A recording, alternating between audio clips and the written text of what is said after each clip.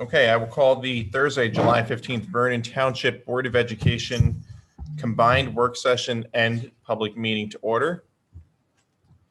Ms. Linsky, could we please have a roll call?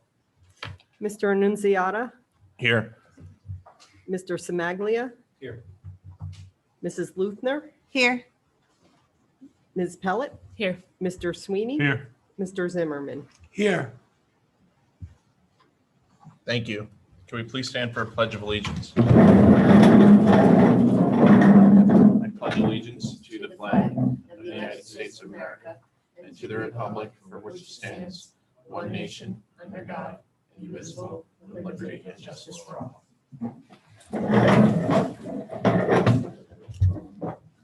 Okay, can we please have a reading of the meeting notice?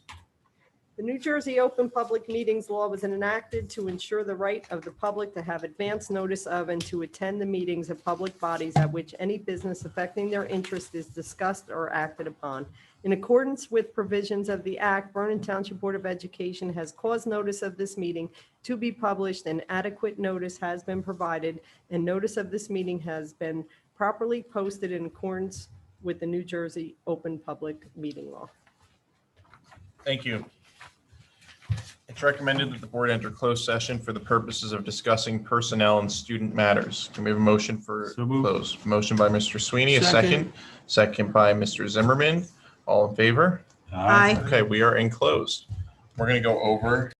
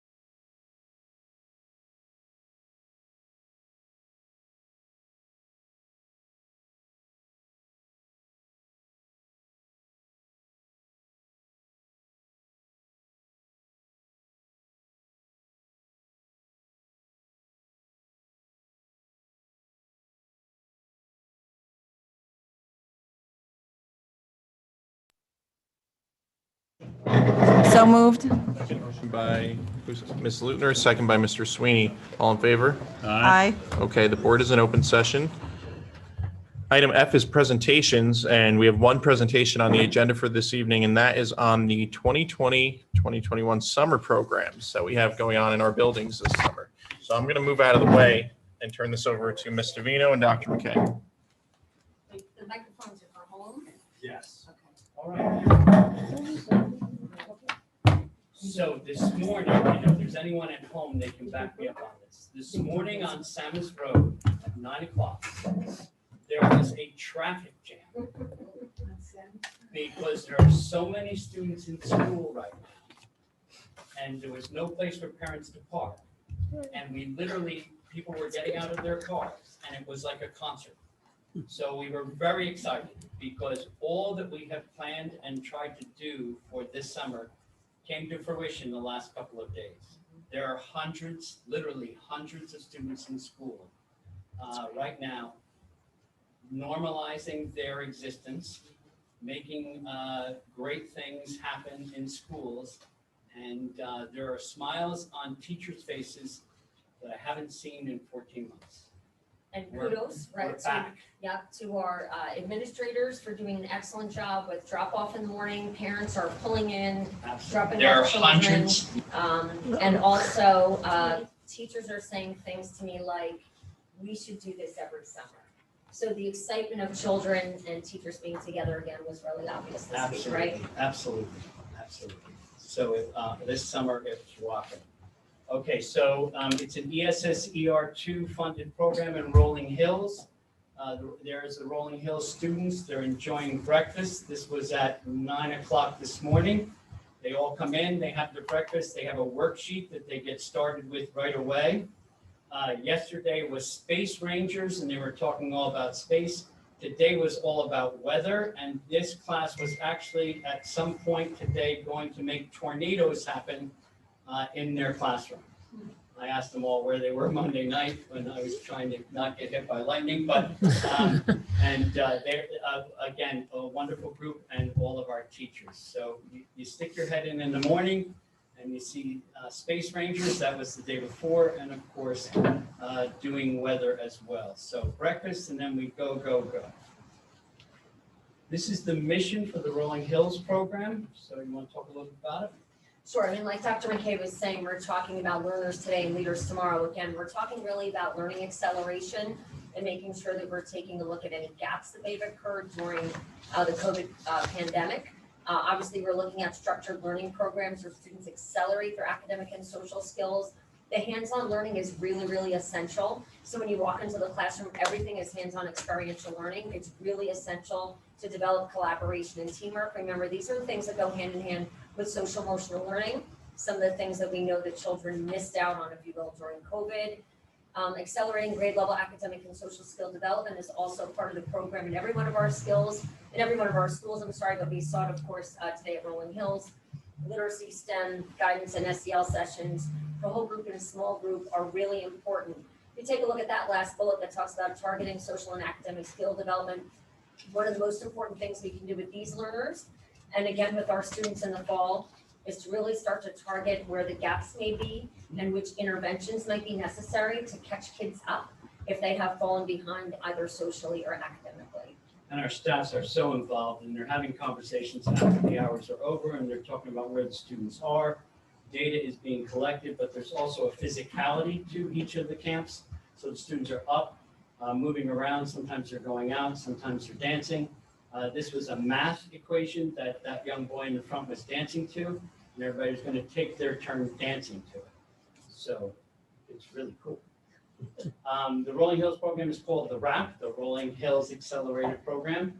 And as Ms. Davino just pointed out, they're really focusing on the social and emotional learning through the various activities that they're having. They're actually talking about conflict and remediation of peer relationships and mindfulness. And I know these guys seem young, but they're creating clay projects and then talking about how people get along with each other. And the RAP is a fusion of traditional summer camp programs combined with stimulating, engaging activities. So there's arts and crafts, there's science, there's math, and there's language arts, and there's a STEM piece coming as well. There's 150 students in the program. On any given day, there's 130 in Rolling Hills. I think today's attendance was 132. And as I said, today's lesson was tornadoes. And also there was a math lesson in which they were measuring themselves. So all of them were doing measuring, and when you walked in, we just wanted to make sure no one was hitting anybody else with a ruler. They were not. They were not. They were very So lovely. they've been terrific. The students have been terrific. And remember the connection, like Dr. McKay said, when you're talking about a lesson like this, it's a practical hands-on lesson with really practical, applicable math skills, but also the need to collaborate, socialize, and interact with one another, right? So that balance of social, emotional learning and academics is really important at Rolling Hills. And there are a few, and each teacher has told me in the hallway, there are a few that have not been in school for 14 months. Yep, everything we predicted.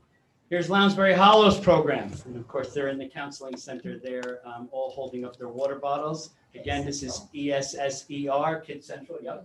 ESSR2 funded. And again, this is a program where there's a lot of activities, but it's also math and SEL and language arts. So let's see. All right.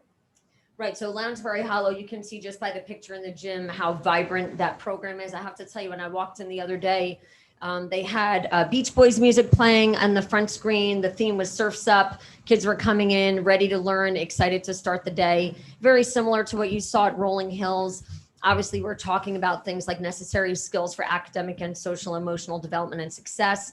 Positive mindset is really essential, especially for kids at this age. We're talking about things like goal setting and assessing how they're feeling through mindfulness activities so that they can learn to interact, collaborate, and work collaboratively with students as we get into the school year.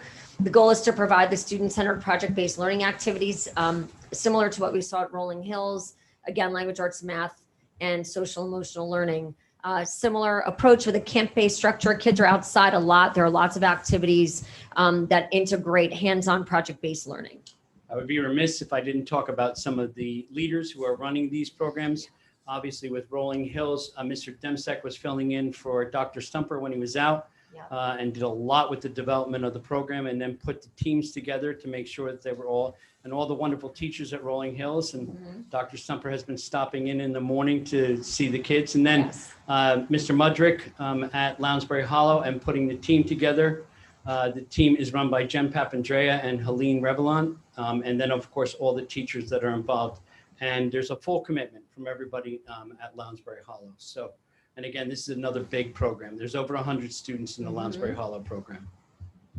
So the three areas of focus are language arts, math, and social and emotional learning. Each lesson subject will consist of target concept. We saw some of the target concepts this morning. And again, very, very strong math and language arts lessons happening. I was very happily surprised at some of the academic pieces that were put in Lounsbury Hollow. And then they're doing mindfulness activities and sensory activities. And they rotate through 3 different groups so that when the students start to get a little bored or whatever, they then move on to the next subject. And of course, this is all ESSER2 funded, but there's an example of the kids down at the reading center doing a reading lesson. And usually they don't smile that much in a reading lesson, so it's good.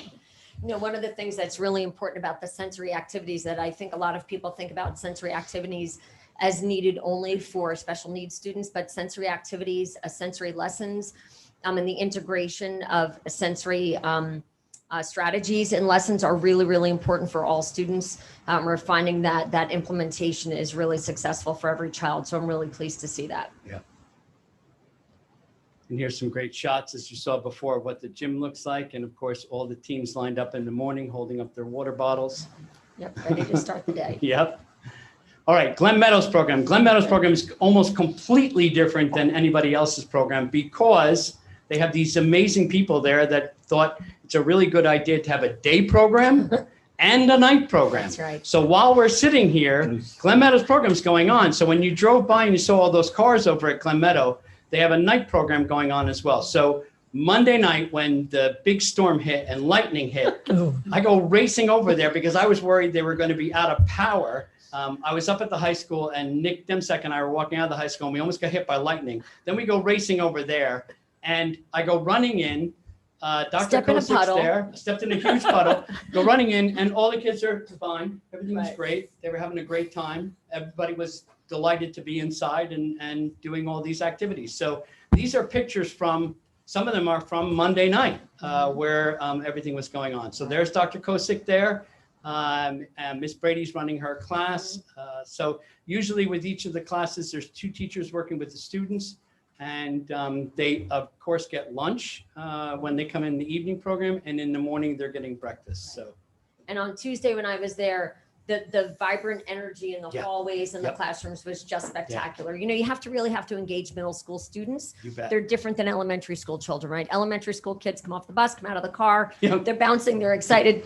Middle school students, not so much. However, I will tell you, I saw lessons on, how to decide how many cookies to place on a cookie sheet based on area. Mhm. I saw lessons on singing the Factor song to row, row, row your boat. So the teachers were extremely creative in their approaches with our Glen Meadow Middle School students. I was really happy to see that. In one of the classes that I was in this morning, they were screaming because they were doing a competition basically online, and they were using reactors, and they were screaming at each other and having a ball. So at the Meadow, it's 58 students during the day, and there are 14 students in the evening. Language arts and English is a big push there. Also STEM education. They're doing a lot of hands-on projects, math lessons, and outdoor activities when they can get outside. And they do team building exercises as well. And again, this is funded by the grant. So you can see the folks talking to the students during the day, Right. the day program. There's an example of what they're doing, the idea of what I'm good at, my family. That was an introductory activity that they did the first day. And then they did a trust activity in the gym. And we're seeing a combination of things that are, it looks almost like a traditional lesson, right? Pen and paper on the left-hand side. I also observed Kahoot lessons. So we are seeing that blended learning approach between a traditional activity versus the use of technology. All right, and there's a math lesson going on the left-hand side, and then outside they were doing a spatial lesson, and I believe it actually was a math lesson with Mr. Henry on the right-hand side. Mr. Henry also on Monday night, I think, or maybe it was Tuesday night, was giving a tour to all the new students who were in the program who were 6th graders coming into Glen Meadow, and he took them all around the building just to show them the building that they were going to join. So I asked them, does that make them feel better about coming in the fall? And of course, all of them said yes. Absolutely. Special thank you. to Except Mr. for one Henry. sassy girl who said she wanted to see where the boiler room was. So I was like, you're my type. Sign her up. All right, good. Go get him, girl. All right. At the high school, there's a credit recovery program. Now, I have to explain this picture to you. The credit recovery program is a program in which the students come in, and they're high school students, and they're coming in the morning, and they're working with 4 or 5 teachers, math teacher, a STEM teacher, language arts teacher, etc. And they're working with an APEX program that gets them through and gets them credit in the class that they failed during the school year. So we have 37 students that have taken advantage of this credit recovery up at the high school.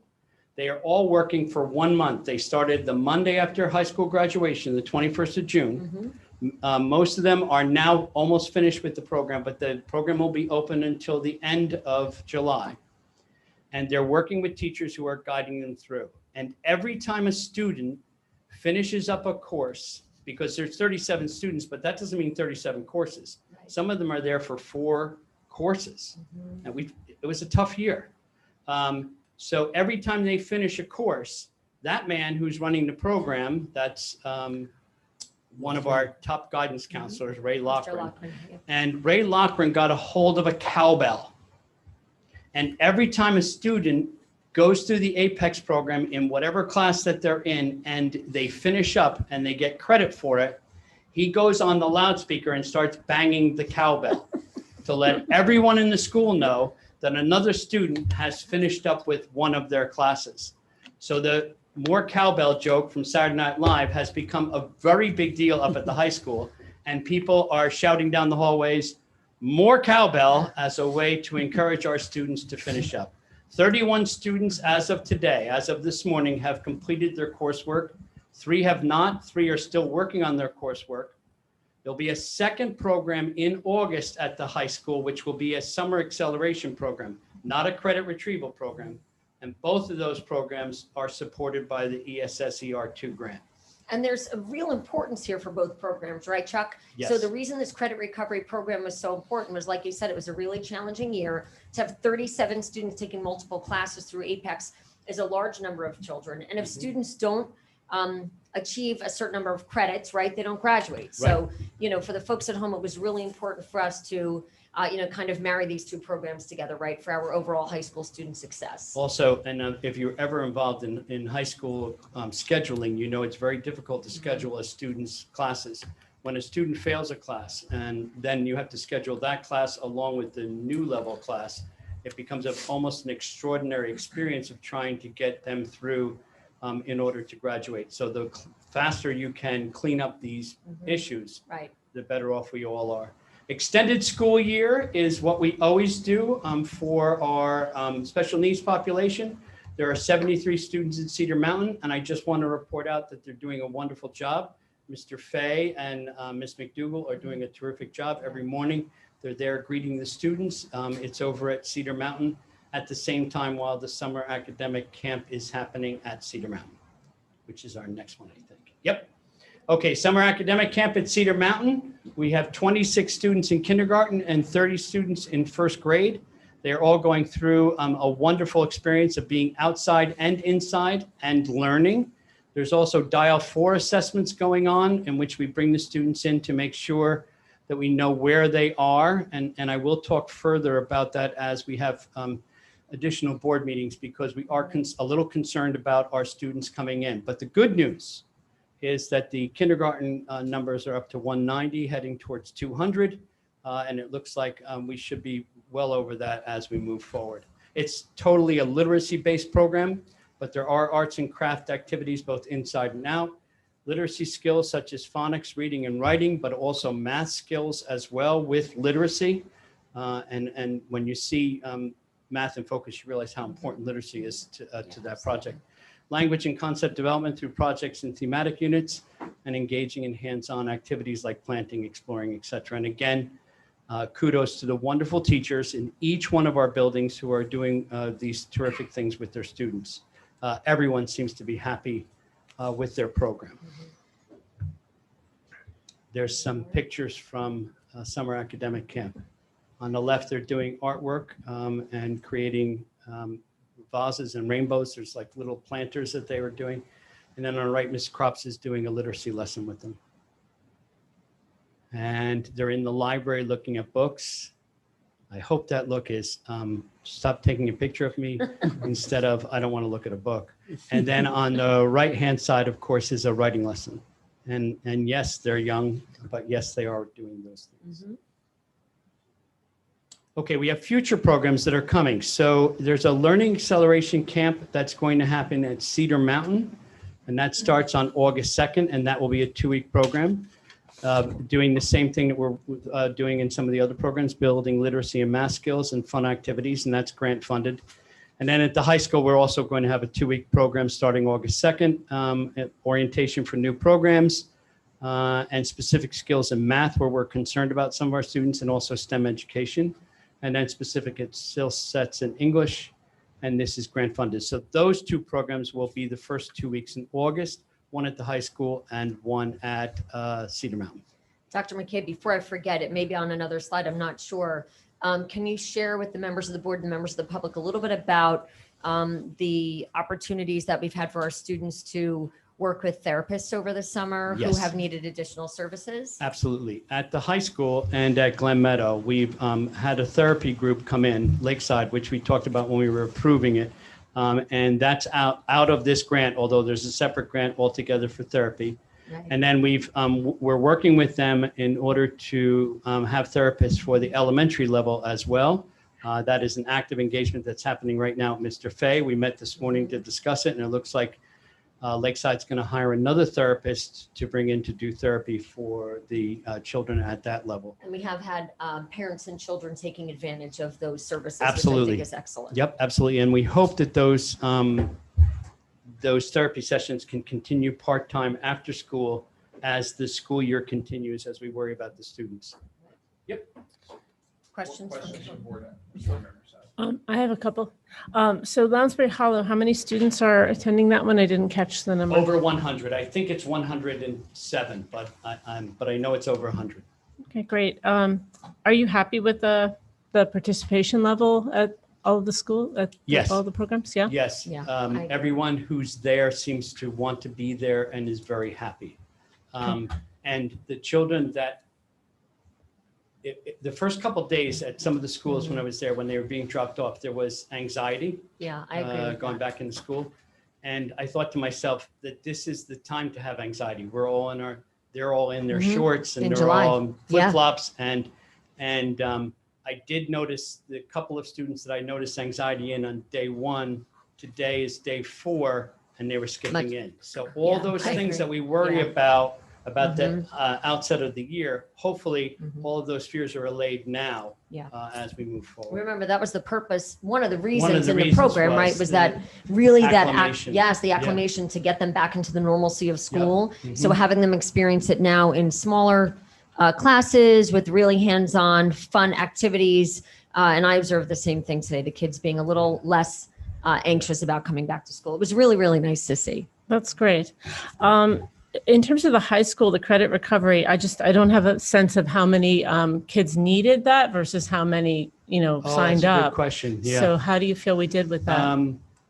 I would have hoped for more, but I do know that most of the folks that are up at the high school thought that this would be the number. Okay. They felt that it was going to be difficult getting some of the students back. But what I'm very happy about is that 31 out of 37 Yeah. at this point on It's early. July 15th Yeah. have completed their work. I know how these things work. Or I think I know how these Mhm. things work. What happens the first year you do something is you have a certain amount of participation. And then the word gets out that there's a way to clean things up, or there's a way to go to camp, or there's a way to, and I fully expect that in the future, if we have the issues that we've had with failures, that this is something that we can look to try to help our students get through. Are we planning to do this again next summer? Well, that's the ESSR 3, the latest grant, the one that came through from the Biden administration. 70% of it really is sort of geared towards facilities, and we've talked a lot about that. But there's another 30% of that 1.4 million that can go towards education. So I think we're eyeing that towards next summer. Mhm. We've got a mentor program that we want to put in place during the school year. And we've got more good news for you about another grant That's on the agenda. tonight. Yeah. But the other piece is looking forward to summer programs this summer. And if this morning is any indication on Samus Road, Mhm. we're doing good things. The other thing, I'm sorry, Jen, I was just going to say, the other thing is that even if we in the future run smaller scale programs based on funding, I think that as long as the services we're providing are supporting the targeted population, whether it's children who need to be there or children who want to be there, I think they're beneficial. So even if we had smaller scale programs, I think they're beneficial for us to run as long as we can, through ESSER funds, afford to do so. Right. And, And again, thanks to all of our teachers, thanks to Vinny Gagliasso and Russ and Robin and all the work that they did with Yeah, the the grant grants. writing to get this through. I just have a couple more. Sure. So the summer acceleration at the high school, how are we doing with signups on that? The numbers are low there. Yeah. The So one what for are August, we right? doing to, I mean, I've seen some emails go out. So Yeah. is there We anything? have guidance people reaching out. We have the team that we have formed for that group, headed by Ashley Lambrinides, reaching out to families, letting them know that it's available. Okay. But the numbers are low. And the same with the Cedar Mountain, how are the signups for Numbers the? are off the chart. Yeah, I figured that'd be a little As you would different. expect, right? We keep adding Yeah. counselors. Yeah. Okay, great. That's awesome. Can you work in August? Can you work? That's great that there's interest and that we're making Oh, it yeah, happen. And then one last question, the therapy, how are we informing the public about the availability of that? That's a delicate situation. There are folks who are professionals who know the students and know who they can reach out to. But I think there's general information coming out of the counselor's office, Right. but there's also targeted discussions that people are having. We haven't sent an email to parents about it.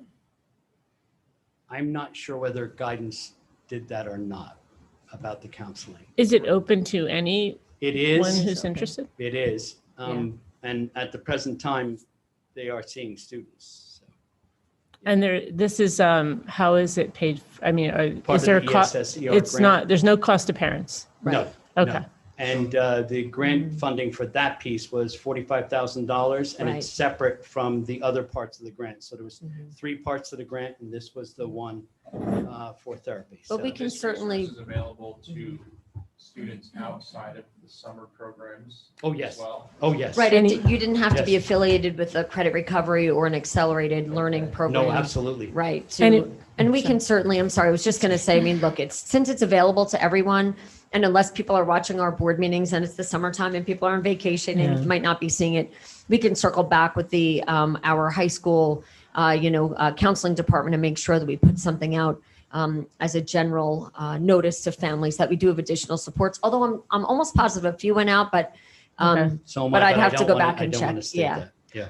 Yeah, that would be great if they haven't done that already. And is that program going to be ongoing during the school year? That's what we're hoping. Okay. But the Great. issue is awesome. that we have contracted with Lakeside, and therefore they would have to make their people available. And Right. once that starts, it would have to be a situation where someone would either come to the high school after school, because it can't happen during school. So that's what we're hoping for. that's what I mean, the we're best case scenario, right, is to have those therapists available at Lakeside after school. Yep. So that if children wanted to engage in those sessions, they could still do so, rather than families who've depended on a service over the summer and then having to go to another location. I mean, that kind of defeats the purpose, right? So Right. that's what we're working on now. Right.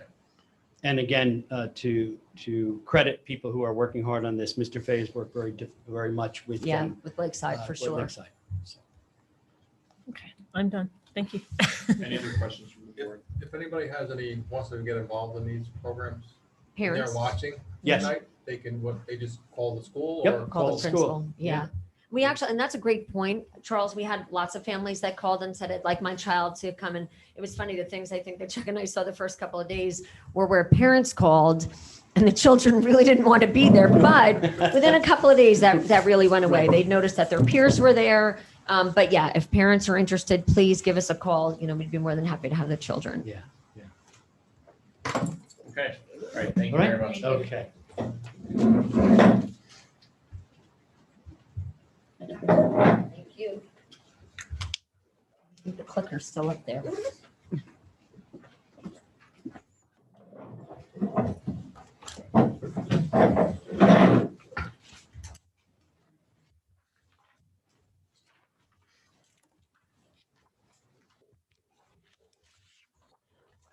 Item G is the approval of the minutes. Can I have a motion for items G1 through 3?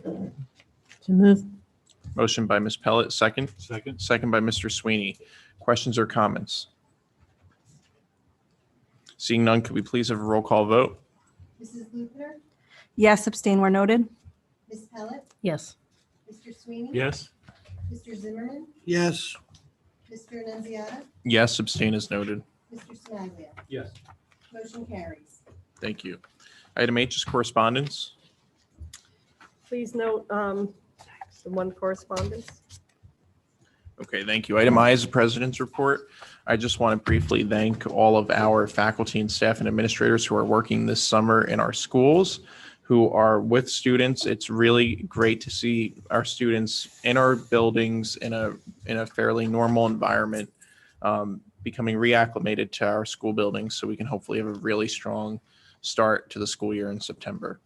So thank you to everybody who's put in a lot of work to that.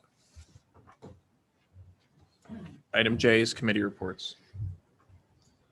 Are there any committee reports this evening? The finance committee meeting is the 20th. Very good. Okay. Item K is public participation, and this is for items on the agenda and student comments. We will begin first with those members of the public who are here in person, and then we'll go to the Zoom and email comments. Yep, please step up to the podium and state your name. You have 5 minutes.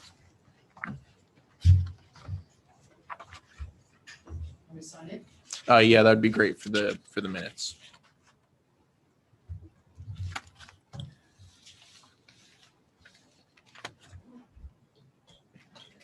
gel. Very good. Possession of town. Good evening. My name's Doreen Edwards. Nice to be here with all you folks. Thank you very much. I was told in the minutes, you're going to be discussing whether you're going to continue the Zoom meetings going Yes. forward. And just as a person who has medical difficulties, lasting to the end of your meetings or any meeting in particular, I would appreciate that. And I'm sure there's some disabled people out there who think it's a wonderful idea. It's a way to keep abreast of what's going on in our town. And I just wanted to say I support that. Thank you very much. Thank you very much. Thank you. Any other public comments?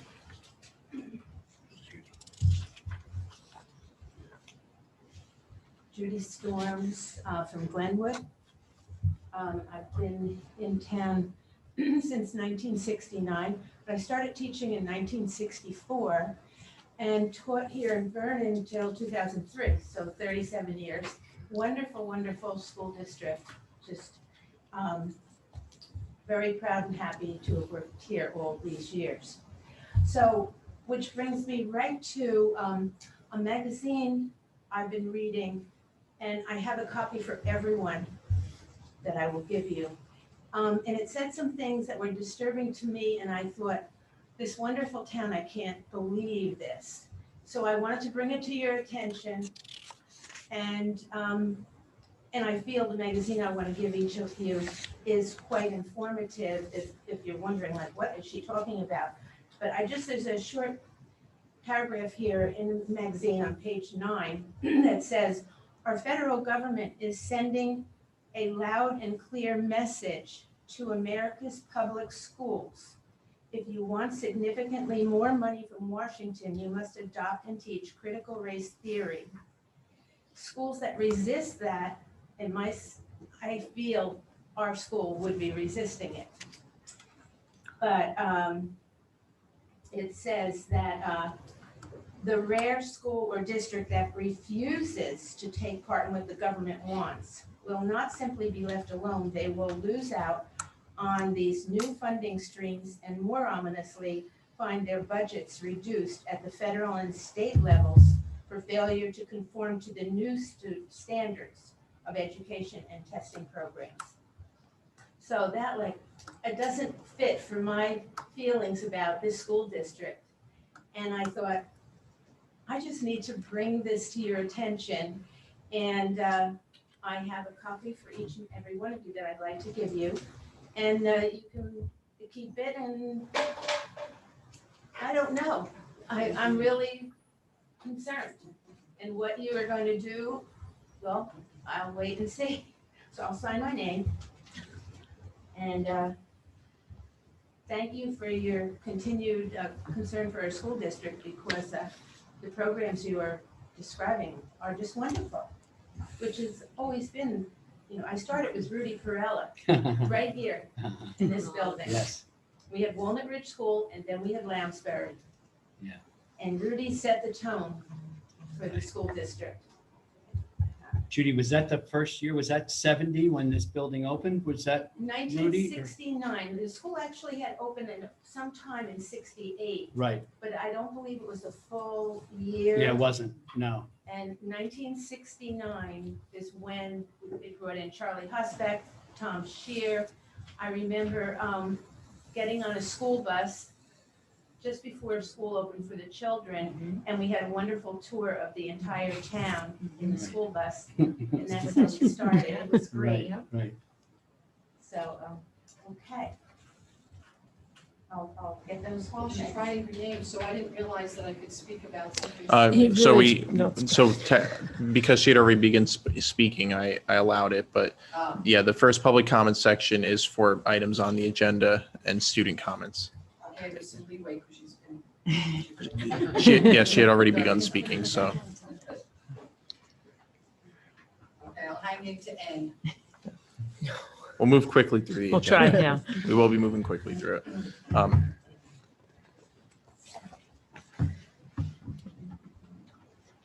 there any other members of the public who would like to speak at this time? Okay, we'll go to the Zoom. Is there anybody attending via Zoom who would like to speak? Please raise your hand if you would like to, and we'll admit you to the meeting. Okay. Oh, thank you. Hi, everyone. It's Natalie. Hello. Hi. Can you hear me? Yes. Okay, great. Hi. Just wanted to say hi to you all, and I would be there in person, but I couldn't make it. I do want to just add a quick comment about the Zoom meetings. I think having the ability for the public to participate through Zoom if they can't make an in-person meeting is really important for transparency. For the school board, for our town council, for every level of government. So I think having that ability, that's one really good thing that came out of COVID. There really isn't much good that came out of COVID, but I think, having that, and with Matt and his team behind the scenes, that, it really has worked very smoothly. Personally, I think all the board members should attend in person. I mean, I know I've experienced glitches myself. You guys have all experienced, it's not any fault of your own. There was quite a few at the last board meeting. I've watched town council meetings and, lots of glitches. So I think it's important for the members of the board to be there, but I think having the opportunity for the public to choose to comment either in person or via Zoom is really important for transparency and communication. So that's my comment regarding that. Also wanted to just bring your attention. I had a question about the enrollment report. So I wondered, it looks like it's roughly 286. So it has gone down, or 2886, sorry, not 286, 2886. So I just wondered if that includes any new kindergarten enrollments. I know it's July and you can get them through, through whenever, but just wondering if there's any update with that, because it's still continuing to go down. And I know when we spoke about it last year, the feeling was that people were holding kids back in kindergarten, which I agree is, probably very accurate. So I just wondered if there's any more information, because I think this was as of June. And lastly, I appreciate what Judy had just said. Hi, Judy, it's Natalie Bucheri. So I would love to read the magazine that you had if you want to reach out to me. And I hope that the board will look at that. It is definitely an issue that's gotten a lot of attention locally and nationally. So I would hope that the board would critically look at that information and make a determination that's best for our district. And that's all I have. Thank you. Thank you. Are there any other members of the public attending via Zoom who would like to be admitted to the meeting?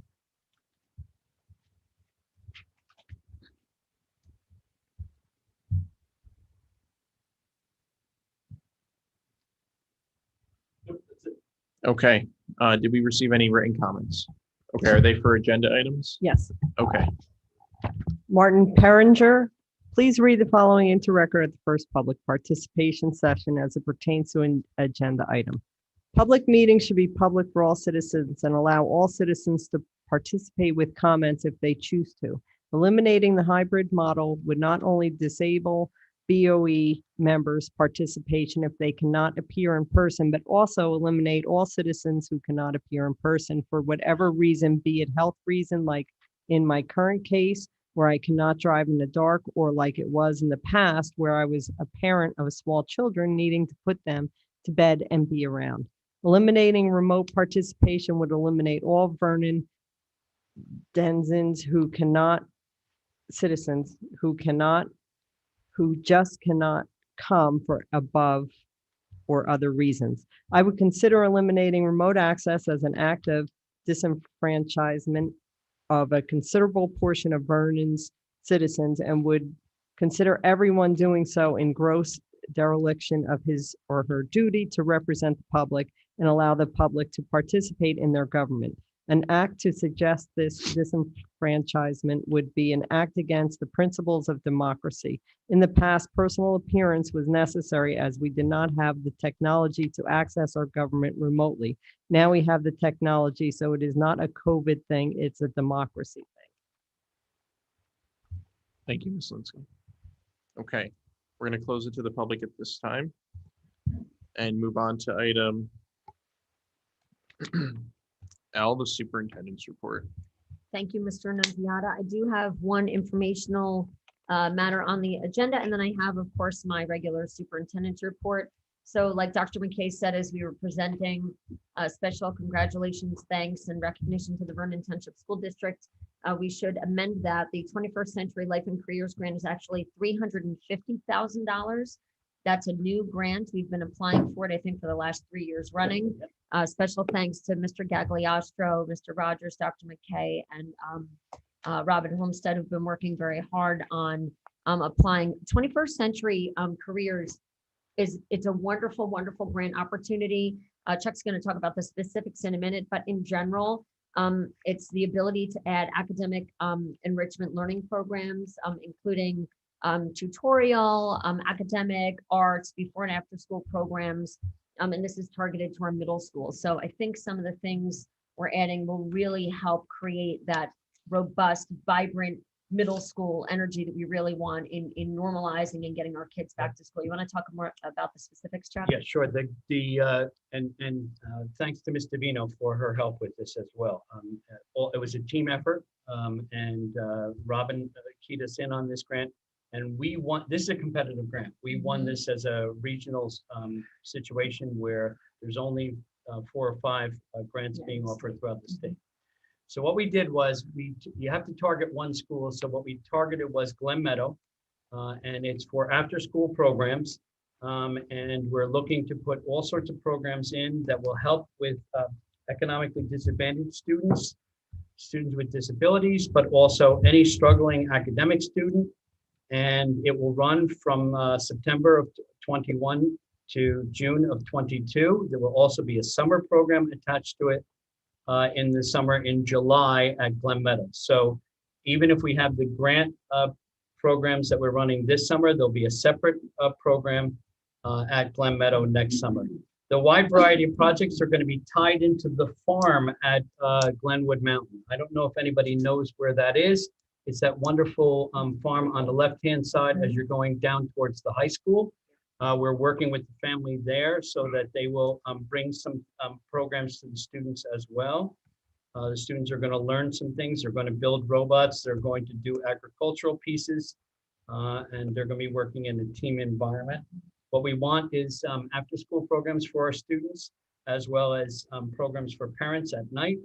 And they will be talking about some of the things that we have to continue to concern ourselves with: students' social and emotional learning, absenteeism, parental involvement in the child's education. So there's actually going to be parent universities, if you will. We have meetings with the parents once a month and talk about all the things that we want to accomplish with our 6th through 8th grade students. And we will advertise this to all families. Flyers will be sent home. Guidance departments will be told, but you are the first to hear about this. It just happened. So this is a really big deal.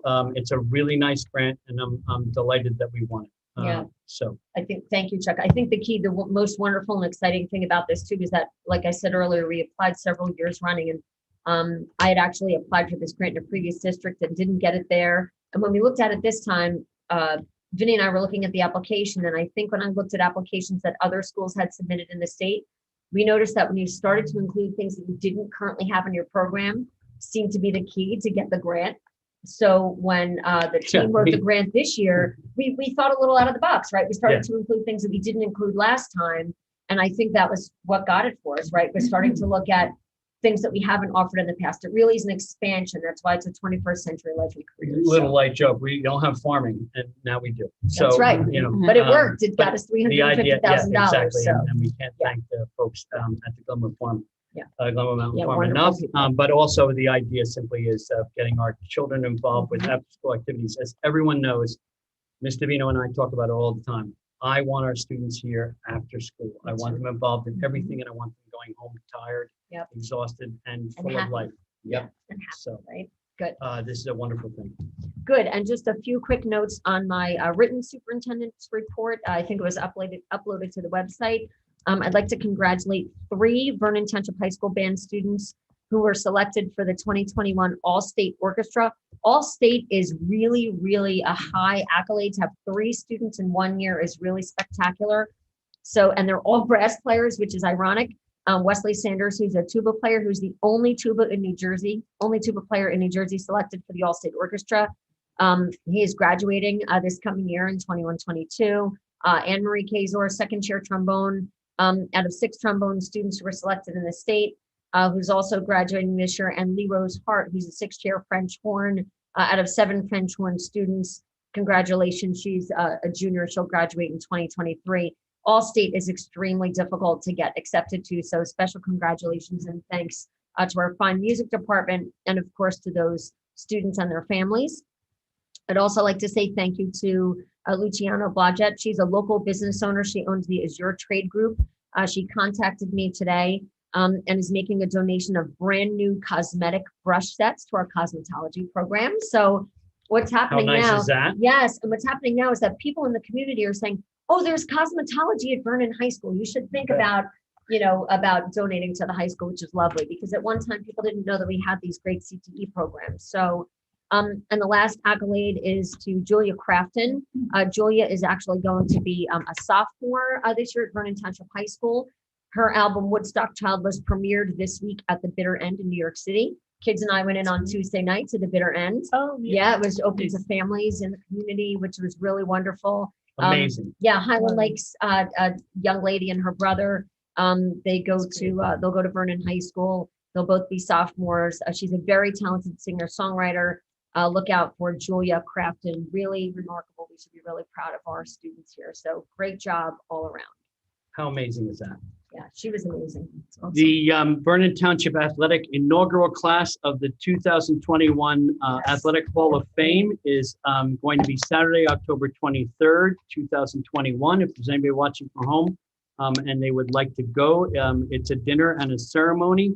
Contact Mr. Foley. We're honoring a whole bunch of great athletes and coaches, and it's the start of the other Hall of Fame. So we now have our Hall of Fame very active, and now the Athletic Hall of Fame. Kudos to Mr. Foley and all the hard work that committee, there's a whole bunch of folks on that committee who were teachers and also athletic directors that Judy would know, who have come back and put this all together. So congratulations to that. And then just one last congratulations to Judith Lally, who was nominated and accepted into the NJ STEM Emeritus Program for 21-22. She's actually going to be teaching that program and with her colleagues. And this is a great award for Judy. So congratulations to Judy. Great job. Okay. May I move on to recommendations? Okay, under item 2A, and for the board, the table begins on page 3, goes to 4, and onto page 5. There's also a small table on your addendum. Item 2A, it is recommended that the board approve the following faculty, staff resignations, retirements, terminations, leaves, transfers, assignment changes, appointments, stipends, salary adjustments, student teaching, mentoring as listed. We have a motion for recommendation 2A. So moved. Motion by Ms. Livier, second. Second. Second by Ms. Pellet. Questions or comments? Okay, seeing none, could we please roll call vote? Ms. Pellet? Yes. Mr. Sweeney? Yes. Mr. Zimmerman? Yes. Mr. Louisiana? Yes. Mr. Flanagan? Yes. Mrs. Blumer? Yes. Motion carries. Thank you. Item 2B, it is recommended that the board approve professional development travel that complies with the provisions of New Jersey statutes annotated NJSA 18A:11-12 attachment A. We have a motion for the recommendation. So moved. Motion by Ms. Livier, second. Second. Second by Ms. Pellet. Questions or comments? Seeing none, could we please have a roll call vote? Ms. Pellet? Yes. Mr. Sweeney? Yes. Mr. Zimmerman? Yes. Mr. Louisiana? Yes. Mr. Flanagan? Yes. Mrs. Blumer? Yes. Motion carries. Item 2C, it is recommended that the board approve the harassment, intimidation, and bullying, school safety, and random drug testing reports attachment B. We have a motion for the recommendation. So moved. Motion by Ms. Livier, second. Second. Second by Ms. Pellet. Questions or comments? Seeing none, could we please have a roll call vote? Ms. Pellet? Yes. Mr. Sweeney? Yes. Mr. Zimmerman? Yes. Mr. Louisiana? Yes. Mr. Flanagan? Yes. Mrs. Blumer? Yes. Motion carries. Thank you. Thank you. Item 2D, HIB, harassment, intimidation, and bullying grade report. Beginning with September 2011-12 school year, our school district and school has conscientiously implemented the requirements found in the Anti-Bullying Bill of Rights Act. All of Vernon Township Public Schools have met or exceeded every requirement for the 1920 school year and has been posted on our website and is attached. The school is rated on a scale of 0 to 78, attachment C. I'm sorry. We have motion. So moved. Motion by Mr. Whitaker, second. Second. Second by Mr. Whitaker. Questions or comments? Seeing none, will you please have a roll call vote? Mr. Sweeney? Yes. Mr. Zimmerman? Yes. Mr. Anastasia? Yes. Mr. Sinaglia? Yes. Mrs. Blumer? Yes. Ms. Pellet? Yes. Motion carries. Thank you. Item 2E, it is recommended that the board approve the following list of teachers and case managers as part of the initial recertification safe crisis management training at a rate of $143 per person for recertification training, 8 hours, or $286 per person for initial training, 16 hours. There's a table on the board agenda that starts at the bottom of page 6 to the top of page 7, and there are a couple of names on the addendum as well. We have motion for recommendation. So moved. Motion by Mr. Whitaker, second. Second. Second by Mr. Pellet. Questions or comments? Seeing none, can we please have a roll call vote? Mr. Zimmerman? Yes. Mr. Anastasia? Yes. Mr. Sinaglia? Yes. Mrs. Blumer? Yes. Ms. Pellet? Yes. Mr. Sweeney? Yes. Motion carries. Thank you. Item F, it is recommended that the board approve the following list of part-time aides, full-time aides, store monitors, and RPOs as part of the initial or recertification SCM safe crisis management. Training will be paid at the indicated hourly rate. Initial training is 16 hours and recertification is 8 hours. We have motion for recommendation. So moved. Motion by Mr. Whitaker, second. Second. Any questions? Seeing none, can we please have a roll call? Mr. Anastasia? Yes. Mr. Sinaglia? Yes. Mrs. Blumer? Yes. Ms. Pellet? Yes. Mr. Sweeney? Yes. Mr. Zimmerman? Yes. Motion carries. Thank you. Item 10. Business administrator report. Please note the use of buildings and grounds applications that we received. And letter B, the field trip.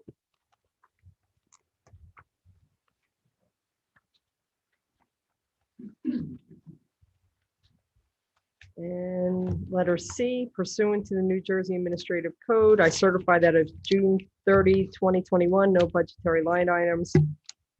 Line account has obligations and payments which in total exceed the amount appropriated by the District Board of Education pursuant to the New Jersey statutes 18A 22-8 and 18A 22-8.1. Thank you. Please note the personnel report, attachment D, the enrollment report as of June 18th, and I wanted to address Natalie's Yeah. question regarding that this is as of June 18th. So this doesn't, doesn't include the new students coming in July, the kindergarten. What's the current enrollment for kindergarten? Chuck, do you have any? 197. 197? And what do we usually get, about 30 more or so Yeah. in August? Yeah. Thank you. Things look good. What do we project, like 230? Yeah. I was thinking that the top would be about 270, the bottom would be about 200, and I didn't know where we would land, but we're back. We're back. I don't think anybody who lives in town knows that we're not back. I mean, there's children, wonderful children everywhere. So. Thank you. And So you're expecting to land about 230. Yeah, we just have to watch the numbers in August, and it's always a waiting game, but people wait till the last minute as they're making their decisions. So if you get 30, that would be 56 higher than last year. Yeah. 3 classrooms. It could be 3. So we'll be hiring some more teachers, like in all likelihood. That's how it works. We had quite a few retirements in Cedar Mountain, as you all know, and those folks have been replaced. And Rosemary's keeping a very close eye on it and then daily sending me information.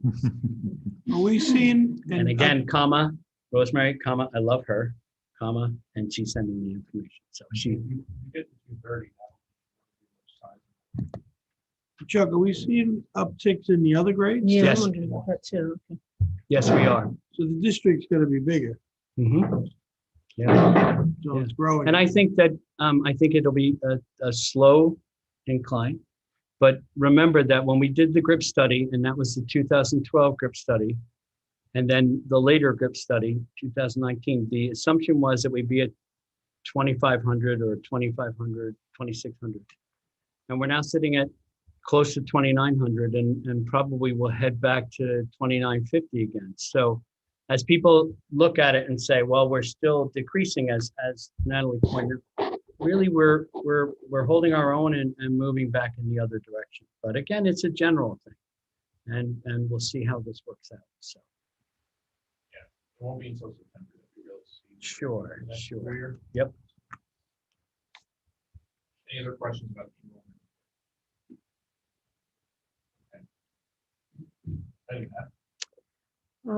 I would like to start a discussion on our structure for the board meetings, whether we continue with the hybrid or all in person or all board members in person, but the public remote. And just want everybody to weigh in on that. Absolutely. So let's open up to the board members. So I would like to continue offering remote access to the public. I think it's important for people, for us to include all the voices that we can get in the room. And a lot of our community are parents who have childcare issues and other reasons that it's difficult to attend for the entire meeting. So I think we should continue to allow people access to our meetings and to participate, not just watch. I would be in agreement with that we continue to allow remote participation. I think we've seen with remote participation an increase in participation, which is always good to hear voices. And for some of the reasons that the participants today have mentioned, there are citizens with disabilities, young children, work schedule issues, and I feel that the participation from the public is important. I agree that the public participation should roughly stay exactly the way it is.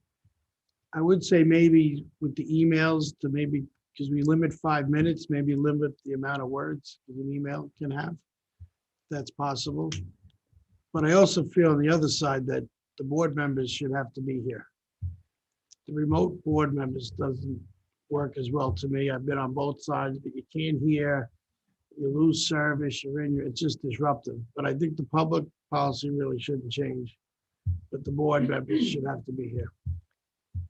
I do think that it's more productive to have everybody here. And, I'm okay with that, but we do have people who have had difficulty being here. And in order to have quorum, especially with the conflicted members that we have for certain matters, it could be a difficult, it could make it more difficult to operate effectively. I would say to that, as a mother of young children who has a spouse who works opposite shift most of the year, I do try to be here as often as possible, but it has been helpful to be involved virtually. I try not to use that option because I do feel, as a group and for myself, I can participate better, but to not be able to participate at all might be difficult 1 time out of 10. Is it something we could cap? Like you could do it once a year, or is that something we could consider? Yeah, there are board attendance policies that I believe we do consult board study, but I believe we could write that in. To that, can I just? I definitely agree with everybody. I think we should continue with the Zoom, allow them to talk or dial in. I'm not sure I agree with reading the emails. I'd rather involve somebody, if they want to speak, they can speak either in person or online. Yeah, I do agree. I with agree that. with Yeah. what Charles has said, and I'm not a fan of the emails. Yeah. But everything else is fine, and maybe limit board member participation. I prefer in person. It seems that we're much more interactive and much more productive. So Yeah, last week I was, I got to try it, and you know what, I don't think I would do it again. It was a nice experience, but I think we should be in person. I think it works better as a team, Yeah. as a group.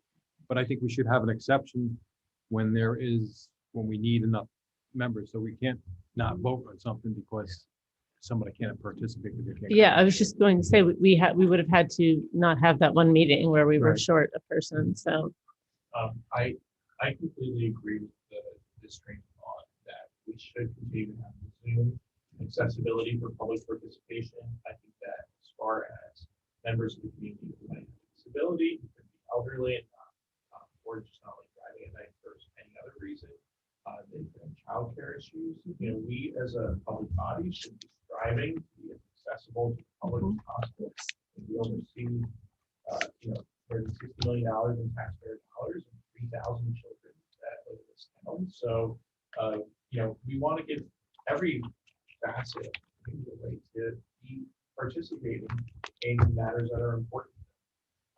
I agree that the email participation, I'm not the biggest fan of. That was included in the public participation because of the requirements of the governor's executive order in the fall for public bodies hosting hybrid meetings.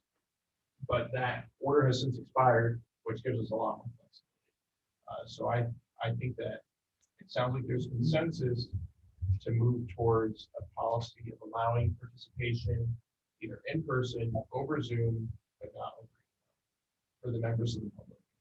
Yes. Is everybody on Yes. board with that? Yes.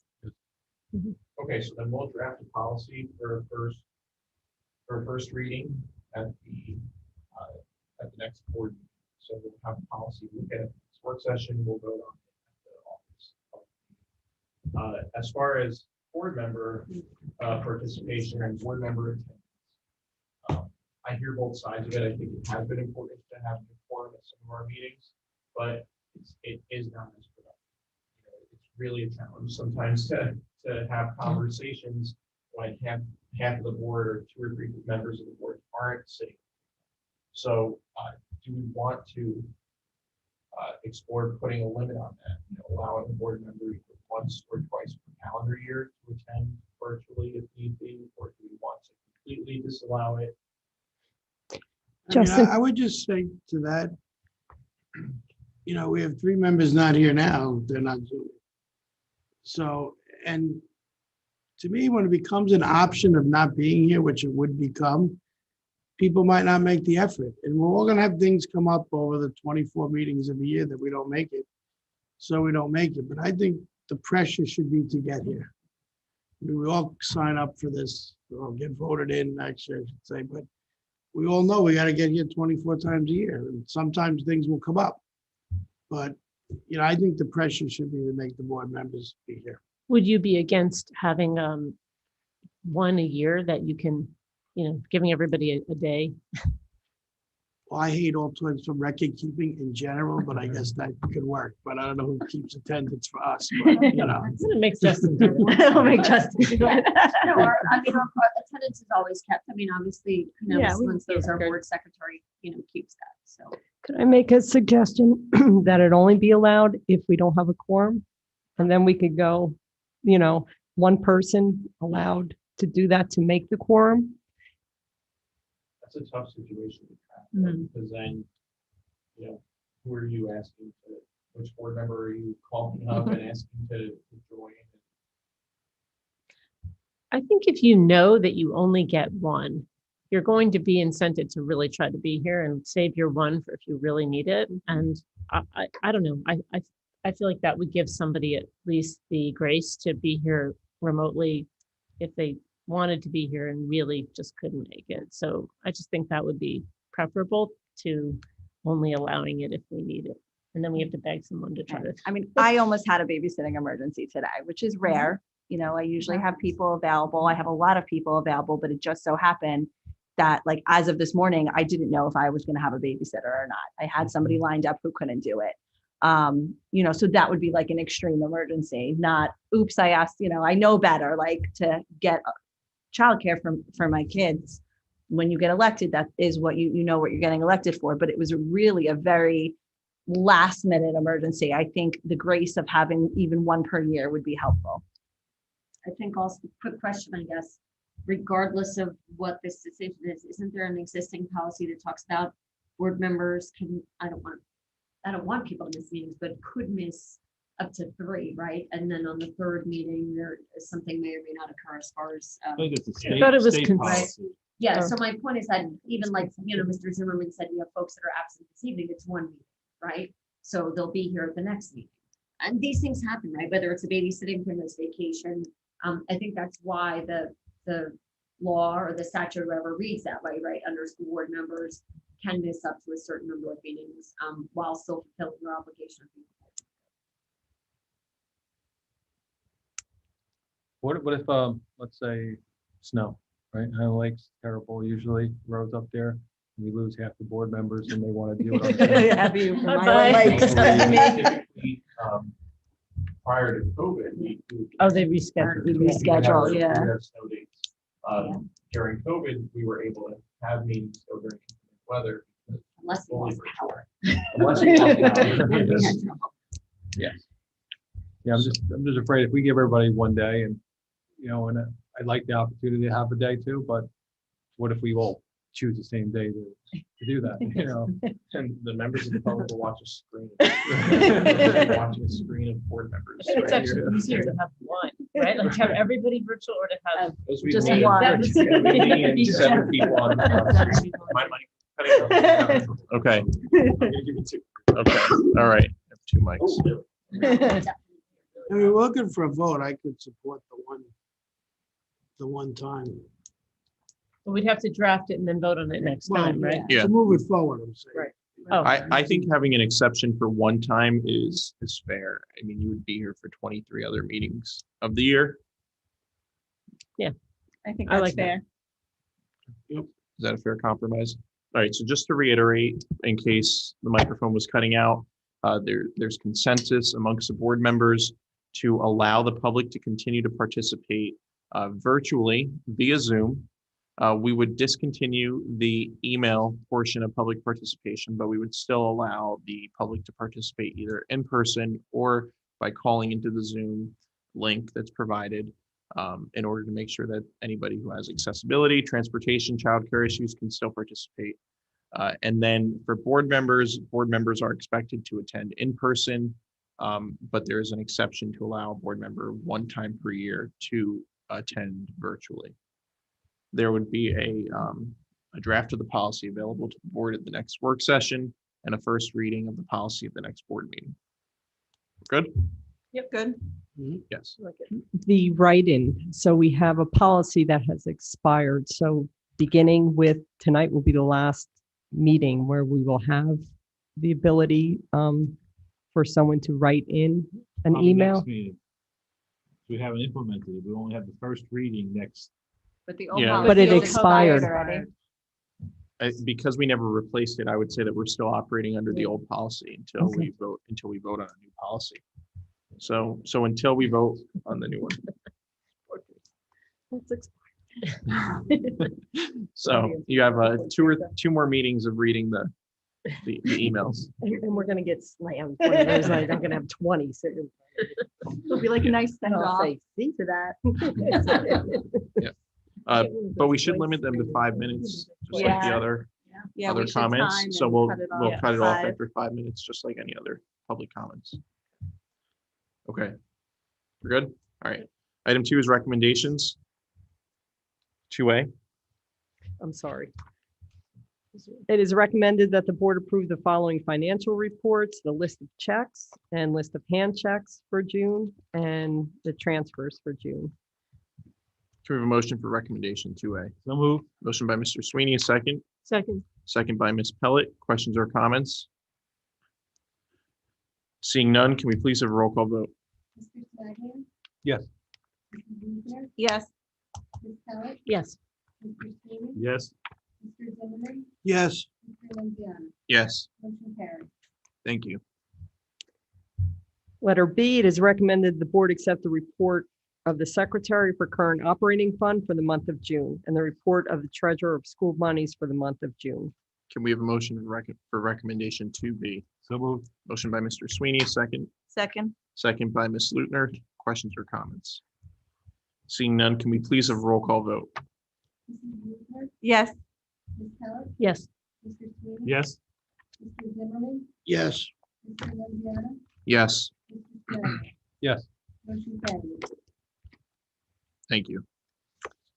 We have July 2021 transportation quotes. We have a list of quoted contracts. We had a bid and we had a bid opening. We had one contractor show up for that. And I do want, okay, I guess we'll take Yeah. a motion So- first.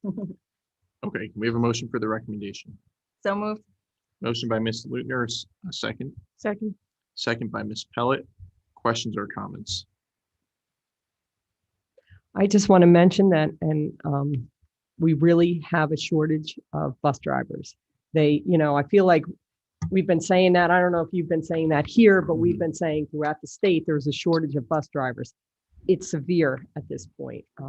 They're asking us to move the times of our athletic trips. It's a real concern. It's no longer just a warning. It's here. So we're going to try to get through this. Okay. Any other questions or comments? Will you please have a roll call vote? Mrs. Blumer, Yes. Ms. Pellet, Yes. Mr. Sweeney, Yes. Mr. Zimmerman, Yes. Mr. Annunziata, Yes, Mr. Smagia. Yes. Motion carries. thank you. We have letter D, the send receive for 21-22 as listed. Can we have a motion for recommendation D? Move. Motion by Ms. Pellet, second. Second. Second by Ms. Lutner. Questions or comments? Seeing none, can we please have a roll call vote? Ms. Pellet, Yes. Mr. Sweeney. Yes. Mr. Zimmerman, Yes. Mr. Annunziata, Yes, Mr. Smagia, Yes. Mrs. Blumer. Yes. Motion carries. thank you. Letter E, it's recommended the board approve $125 per diem rate for substitute teachers effective 7/1/2021. Can we have a motion for recommendation E? So moved. Motion by Mr. Sweeney, second. Second. Second by Ms. Pellet. Questions or comments? We are currently at 125. Yes, Okay. when we approved it for 125, we approved it till the end of the year. Right, I remember that. Because Okay. we added, we were worried about the pandemic, but we need subs. It's still, Yeah. it's critical. We need subs, we need bus It's drivers. critical, Mhm. okay? When we increased the rate, did it help at all? Not Yeah, much. a little bit. A little bit, but then another district in Sussex. County. I saw that, right, like Yes, the month after us, they did that. Yeah, I'm not gonna say no. We'll see how it goes. okay. It's gonna be a bidding war. Yeah. Well, that's No, exactly, right? yeah, Yeah. with that district for sure. Any other questions or comments? Okay, seeing none, can we please have a roll call vote? Ms. Pellet, Yes. Mr. Sweeney. Yes. Mr. Zimmerman, Yes. Mr. Annunziata. Yes, Mr. Smagia, Yes. Mrs. Blumer. Yes. Motion carries. Letter F, it is recommended that the board approve the consultant services agreement with Brown and Brown Metro LLC in the amount of $10,000 effective 7/1/21 through 12/31/21. can we have a motion for recommendation F? So move. Motion by Ms. Pellet, a second. Second. Second by Ms. Lutner. Questions or comments? Can you just walk us through the timeline for why we're doing a 6-month extension or approval here? We're doing a 6-month because our benefits end as of December 31st. We re-sign as of January. We did have an agreement with them, Right. and dental was included in that. So we pulled the dental out because we're no longer paying them a separate commission. They receive that now from Delta Dental. Okay. Can we please have a roll call vote? Ms. Pellet, Yes. Mr. Sweeney. Yes. Mr. Zimmerman, Yes. Mr. Annunziata, Yes, Mr. Smagia, Yes. Mrs. Blumer. Yes. Motion carries. can we have thank you. Item G? Letter G, it is recommended that the board approve the following non-public allocations and related spending on behalf of Fields of Green Montessori School for the 21-22 school year. We have textbook aid, 660, security aid, 2,800, nursing services aid, 1,792, and technology aid of 462. Okay, can we have a motion for letter G? So move. Motion by Mr. Sweeney, a second. Second. Second by Ms. Lutner. Questions or comments? Can you refresh my memory as to why we're Yeah, doing why this are we- again? When title funding comes through, you're required to, if there's a private school in your community, K through 12, that part of that allocation goes. And that's It's a the small only- percentage. Yeah, they're. Is that the only one in our community? Yeah, that's. Montessori is the only one, and this is actually separate, and it's based on the number of students. I found out today, because I was like, for some of them, they counted 11 pupils, some they counted 16. So some of the allocations are for all of the students in the Fields of Green. Some are only for the students that are from New Jersey. So if they have students Oh, from from Warwick, Warwick. so I was Yeah, like, they have why it are for the- some 11 and one Must is not- 16? So there was 5 students from out of state, which cut down the allocation for 2 of these programs. Okay, Thank you. thank you. Seeing no other questions or comments, could we please have a roll call vote? Mr. Sweeney? Yes. Mr. Zimmerman? Yes. Mr. Annunziata? Yes. Mr. Sinaglia? Yes. Mrs. Luther? Yes. Ms. Pellet? Yes. Motion carries.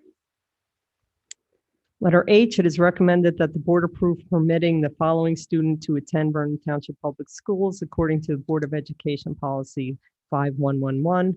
RS, a child of an employee at the district be permitted to attend Walnut Ridge School preschool program for the 21-22 school year. Payment for the preschool tuition will be required by the employee. Can we have a motion for recommendation H? So move. Motion by Mr. Sweeney, a second. Second. Second by Ms. Lutner. Questions or comments? Seeing none, can we please have a roll call vote? Mr. Zimmerman? Yes. Mr. Annunziata? Yes. Mr. Sinaglia? Yes. Mrs. Luther? Yes. Ms. Pellet? Yes.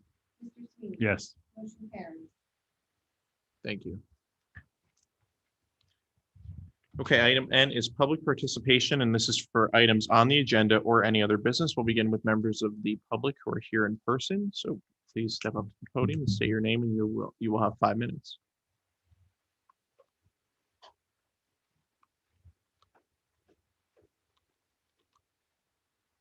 Good evening again. Thank you very much.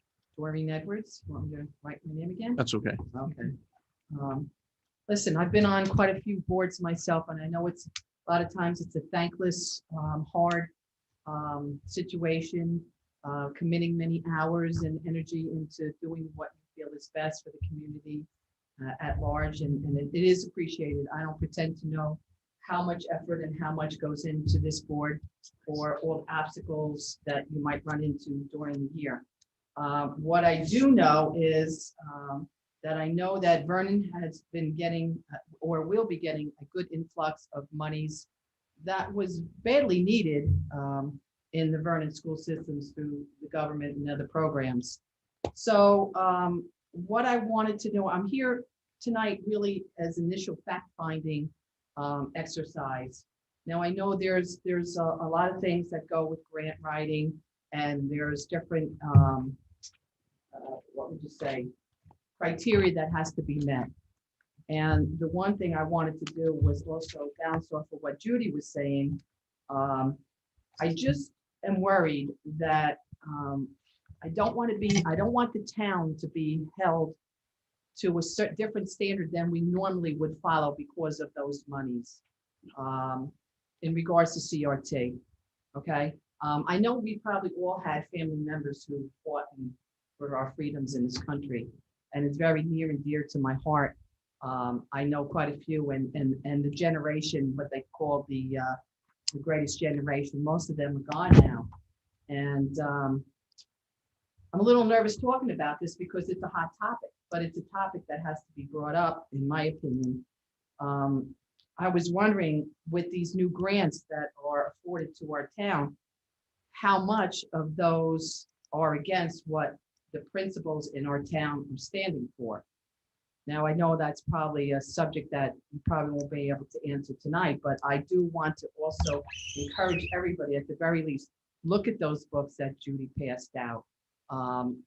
You know, think about what's going on and put some credence to our future freedoms. Let's see. I want every kid to have the same access to a good education. I really do. I love children and I love that they're our future, but I don't believe they should be pinned against each other for color, race, or anything else of that nature. It's better to have them. And I heard in the presentation that Mr. McKay and our superintendent talked about was that positive mindset.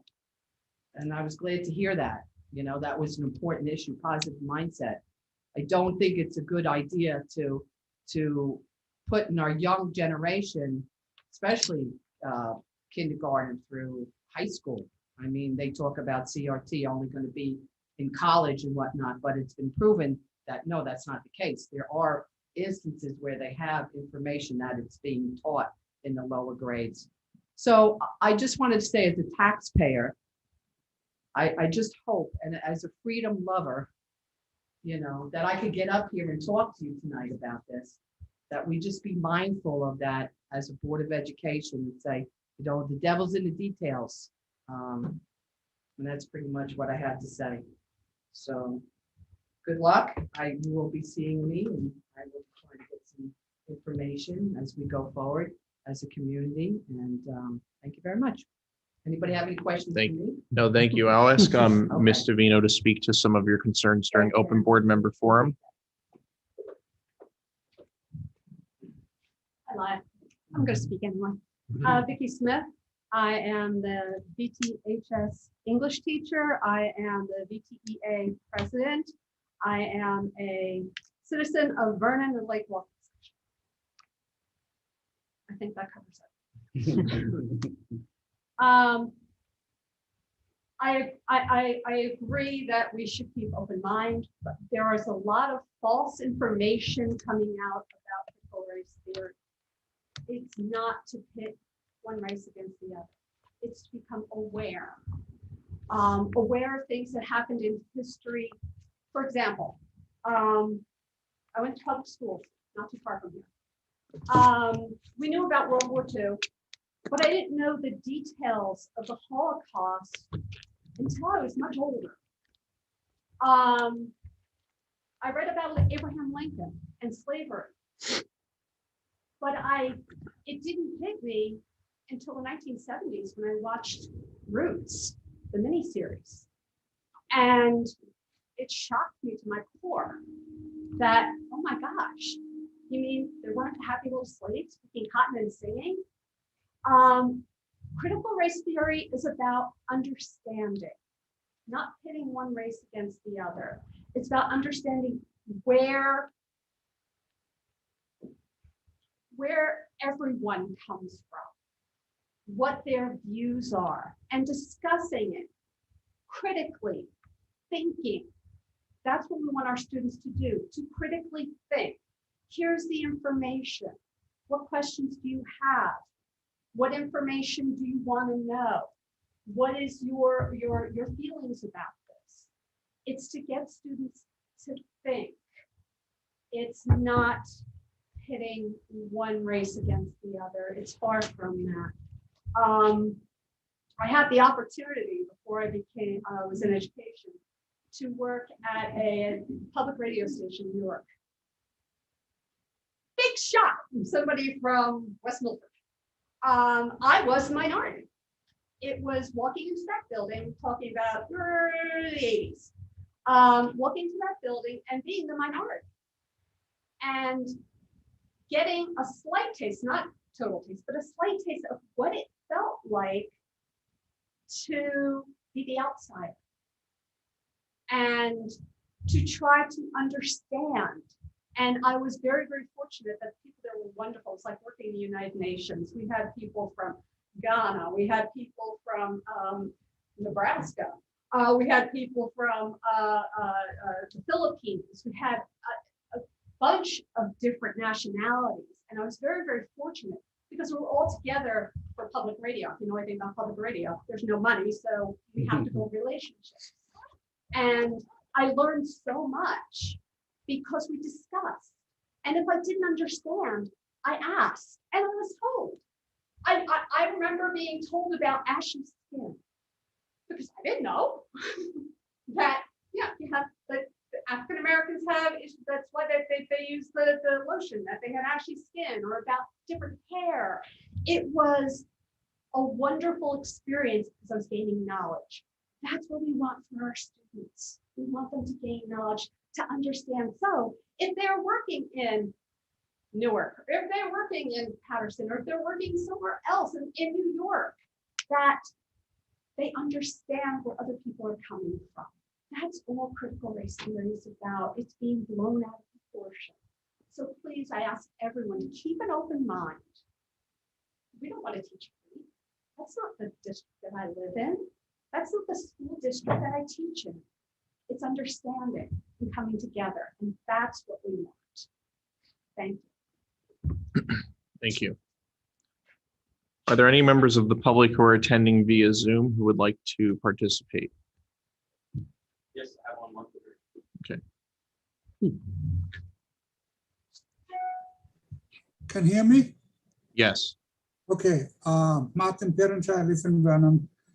A couple of things. Number one, thanks that you let me continue to participate in Zoom.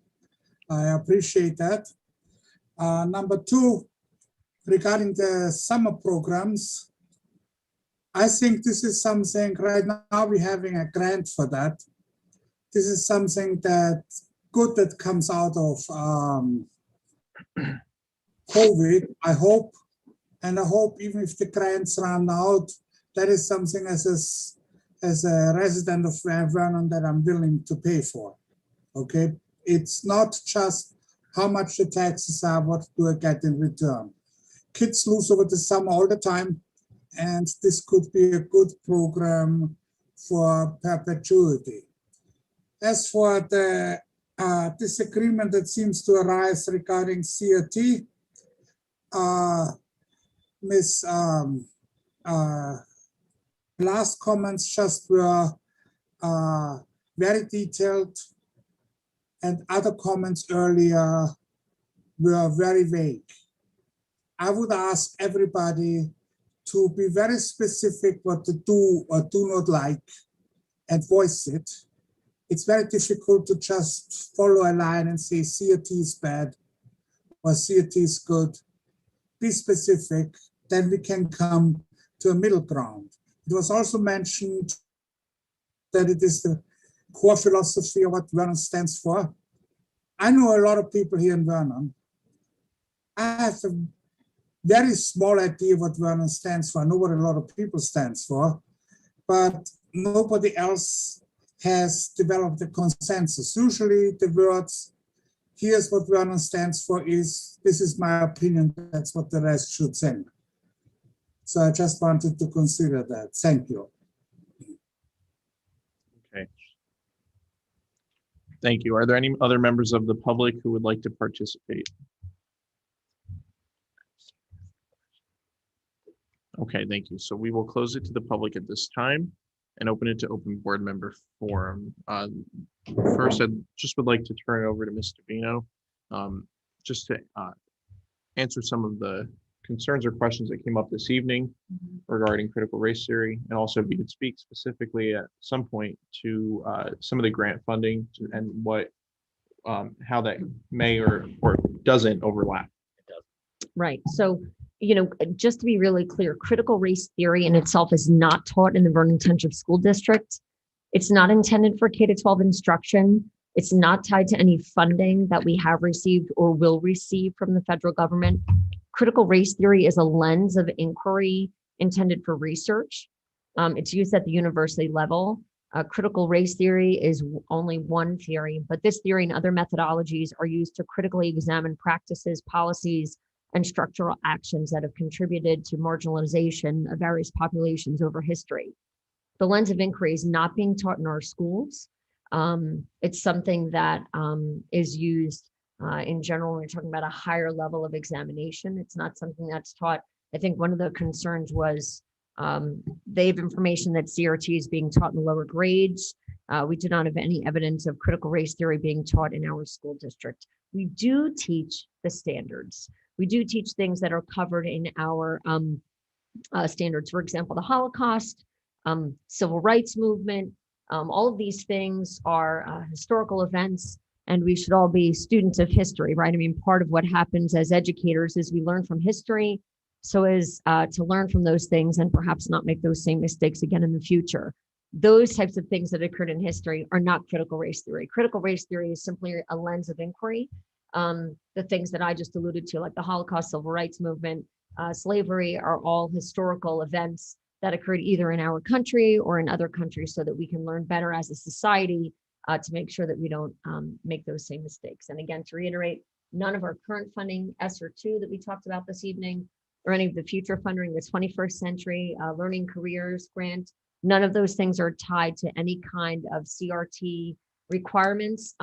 I get every notification from the State Department. Dr. McKay gets them as well. We have had no information at all from the Department of Education, from the state or the federal government, that any funding is to be withheld at all or tied to anything that has to do with critical race theory. Chuck, I don't know if you wanted to add anything. I have spent my whole life, I have 3 degrees in English, studying literary theory. We all cut our teeth on post-colonial literature back in the 60s and 70s as countries were falling apart, and the voices of those folks that were left behind in various countries that have been colonized were heard. I have never seen the politicization like I've seen of this theory in my life. And I've studied post-colonial theory, I've studied feminist theory, I've studied all sorts of literature theories. Hermeneutics is basically what it is to be an English major. And what has happened with this situation is it's become politicized. The truth of the matter is, when we use the critical lens that you're talking about and looking at it, most of the time we're talking about a college situation where someone's either looking at literature or looking at historical periods. I appreciate everyone's comments on all of this, but just know that this has been supremely politicized. Okay, anything else for open board member forum? Okay. Trying not to say anything. We will read this. We will read this. But just to be aware, it is a far right publication. So I would encourage you to also read the other side of the argument. Okay, that's great to know, because thank you. Yeah. Thank you for your comments, for the members of the public who took the time to come out tonight or attend virtually and comment on these matters. I know that this is a hot button topic that has come up in the national media.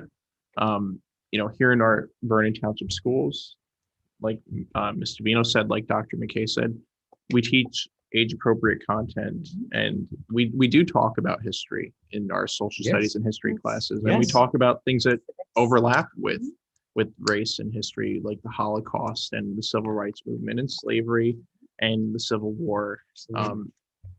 But I can tell you as a former student of our district that even at the most advanced history or English classes that you might take in your junior and senior year of high school here, you're really just beginning to get to a point of utilizing more complex lenses to analyze history, like post-colonialism that Dr. McKay spoke about. So to get to the level of analysis that's done in critical race theory, which really deals with analyzing systemic racism through a lens of looking at it through law and government, that I can tell you as a student here was not the way that history was taught and the way that social studies was taught, because it wouldn't be content or age appropriate at those levels. Just to reiterate what Dr. McKay and Ms. Davino have already said. So thank you. I can add to that to just say that I have 2 15-year-old boys in the school district, and I was very involved because they were virtual learners this year and kind of monitoring their work. And there was no hint of anything like this being taught at their level, nor has there been in the past. far as I can. Okay. We do have need of an additional closed session. So we will be going into closed. Action will not be taken when we come out. And that is for legal and a personnel matter. So I'm going to ask that there is a motion to enter closed session for the purposes of discussing personnel and legal matters. Motion by Mr. Second. Sweeney, a second by Mr. Zimmerman. All in favor? Aye. Okay, the board is enclosed and we'll go next door.